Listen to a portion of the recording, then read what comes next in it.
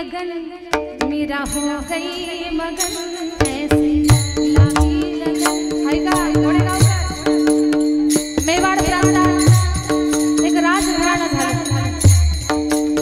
लक्ष्मण बाबा राठोड घराणं होतं ना मीराबाई? जय हो। राठोड घराण्यामध्ये संत मीराबाईंचा जन्म झाला आणि अगदी तीच परंपरा सेवालाल महाराज आपण सगळेजण संत मीराबाईंच्या भजनावरती आपण डोलू नाचू आनंदाने उड्या मारू।